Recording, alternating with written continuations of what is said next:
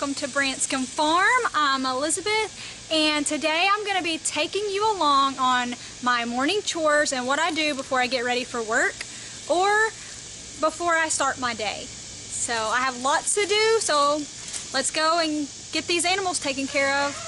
So the first animal that gets food is our dogs. We have Lily and Ellie now. Yes, I know it's a tongue twister, but I'm going to get them some food. Are y'all going to eat anything? There's Lily, and there's our new puppy Ellie. And I just feed them the same thing. I was feeding Lily, this one is Lily, regular dog food, and Ellie's a puppy, so I was feeding her puppy food, but with them being outside, you see they just eat from both bowls. So I just feed them the same thing now. But Ellie here, where'd she go? This is Lily, and Lily is just a mix, and then Ellie is a full black lab. So there's Ellie, our new puppy. The next thing I do is check our chickens, and they're just in this old rabbit grow out cage for now while we're trying to get them bigger to go into the bigger chicken coop down at Nana and Paul's. And look at them growing. Y'all haven't seen these in a long time. So they're getting pretty big. They're about ready to go. And then I just use a bucket to put their feet in. They seem to knock it over. And then a water feeder for their water. So, not a bad deal. But the puppies, get down. The puppies scare the chickens, so get down. Stop getting me. Stop getting me.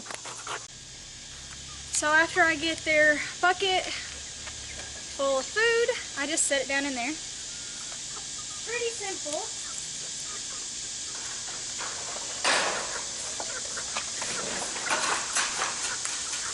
And that's it. Not the best cage, but it works when you have nothing else. And it's just temporary till they get big enough to go and be introduced to our larger chickens. We didn't want them to fight and kill the babies. So next on to the rabbits, my favorite animal. So the first thing I do is I go and check their waters and pull all of those, and then I check their feed. So let's go grab the water bottles.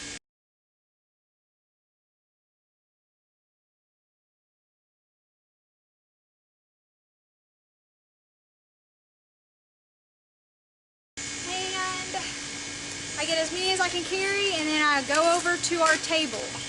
So I'll just turn you around so you can watch that. So you can see it over there. I just have a table set up by our watering hose, and for now that's what I'm using. I used to just do it on the ground, but it was hurting my back, so I'll go over there.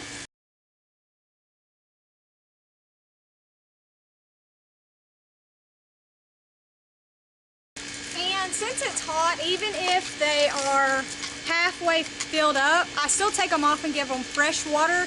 Now if it's cooler or it's like not super hot so the water doesn't get hot, then I'll leave it if it's half and just check it in the afternoons. But I want to make sure they have cool water here in July so they don't get overheated. I mean, who wants to drink hot water?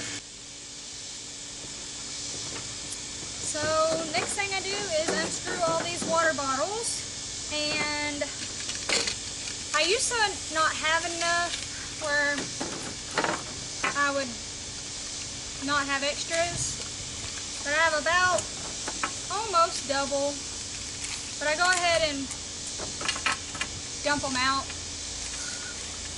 because filling them all up and letting them sit, they get hot, so it's the best in the winter time. This is definitely a long, tedious process. If you're just going to start out with rabbits, I would definitely try to get an automated watering system, or maybe do the dishes that click onto the cage.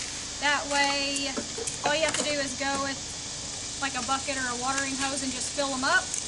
And in the wintertime when they freeze, the rabbits can still bite the ice and lick the ice. You live and you learn. We got water bottles because that's what came with our first cages. and that's just what we have, so that's what we use. But hopefully in the future we'll get some dishes. I'm going to start buying them slowly over time to replace these water bottles. And then hopefully in the future, hint, hint, my husband will get us an automated watering system, and that will help a lot. Not sure about the winter time. It'll probably freeze, so you'll also have to go back to doing either bottles or dishes in the winter because those lines will freeze. But in the spring and the fall, it'll be ideal. In the summer, I can always empty the buckets and put fresh cold water in there to keep that water cold. That way they don't get hot, but they'll always have water, because there are some rabbits that will drink this whole bottle in a day. I fill it up in the mornings and by the evening it's empty, or it leaks out, one or the other.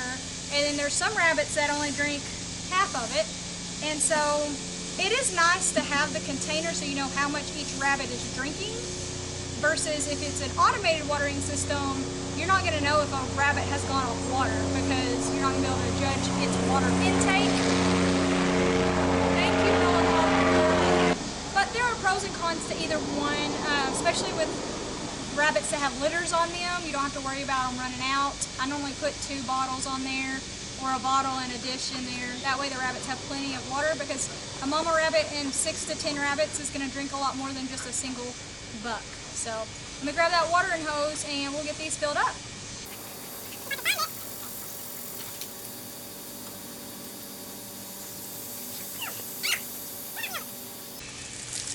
Water my plant. Now this may not be the fastest or the most efficient way out there, but it's what I have and it's what I do right now. So it is what it is.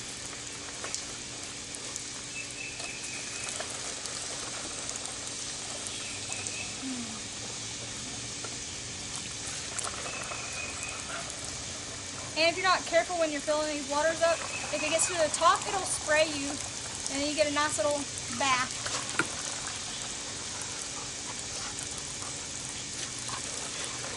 But again, I used to fill them up over by the rabbit cages, so I didn't have to walk as far. But it's easier having it, you know, on a table out here where I'm not having to bend over. And then we also use this table for whenever we're preparing rabbits and skinning them and butchering them up and stuff like that. It's a nice little glass top, so it's super easy to disinfect, and it does really good in the weather.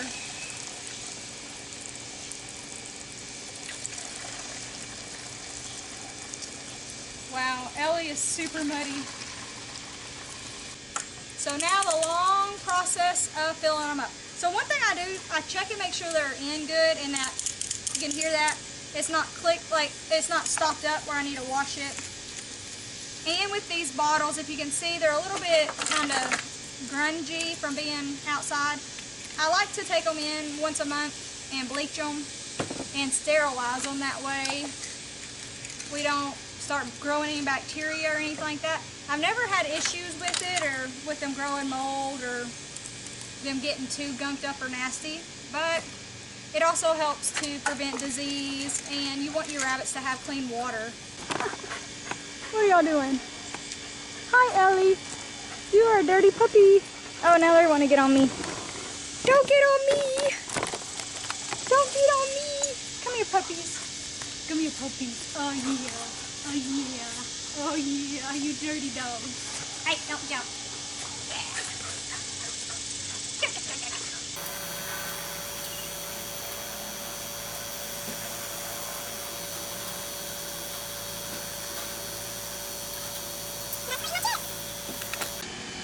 See, the adults get 1, and then grow outs get 2. And there's Big Mac. And there's Luna. She's gonna have babies soon. Look at her big old belly. You can tell she is pregnant. I hope she has some beautiful broken blues for me. Let's get the feed. So I got my big bucket. This is the rabbit food. It's water watertight, so I don't have to worry about moisture getting in there. I have my calf man in there. Whoa! So let's get started.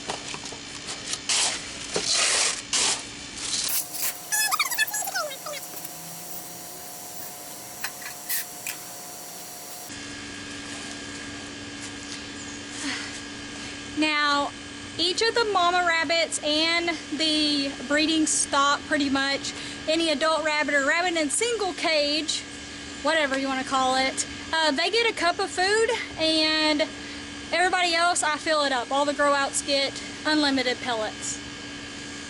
So this container I just use to help carry it, and then this is my measuring scoop. It has the 1 cup, a half a cup, 1 to 2 cups in it. So I use this to help measure, and that's what I do. When we first started rabbits, I just filled the J feeders up every day all the way and just kind of pushed it down in there. And the rabbits will eat and eat and eat, and then you'll be, your feed bill will be super expensive. And so I've been trying to give them rations or portioning it out. And I'm also giving them hay to help with not buying as many pellets, especially on the grow outs, because I haven't noticed, I've tried just pushing straight pellets versus pellets and feed, or pellets versus pellets and hay, and I don't really see much of a difference personally, and so it's cheaper to feed the hay than feeding the pellets, because, you know, a square bale hay is, I don't know, a couple bucks, where a bag of pellets is almost $18, and right now I'm going through a bag of feed, 50 pounds, I would say every 3 or 4 days, but when I have lots of babies, I go through a bag of feed like every 2 days, and so that gets expensive.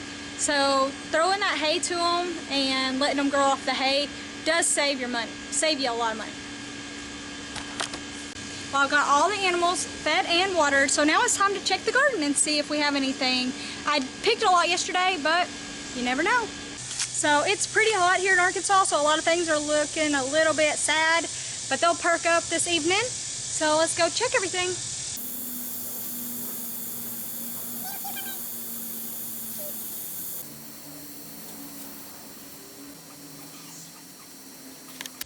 Ooh, maybe a couple more days. To pick or to wait? I think I'll wait, let it get a little bigger. Look at those pretty flowers. They weren't sunflowers after all, they were zinnias. I didn't know what Carly had planted there. And of course, in the day with a little bit of snuggles from your bunny. Not really, but I thought it would be cute to get it out and let you look at it. So thank you for following me along. These are my morning chores. It definitely took probably twice as long than normal, but it was worth it. I hope you guys enjoy, and I hope you guys can see that you don't have to have a big farm. You don't have to have a whole bunch of land, and you definitely don't have to be a farmer to raise your own food. Anybody can do it. So I hope I inspired somebody to go out there and have a backyard oasis and have some animals and grow some food.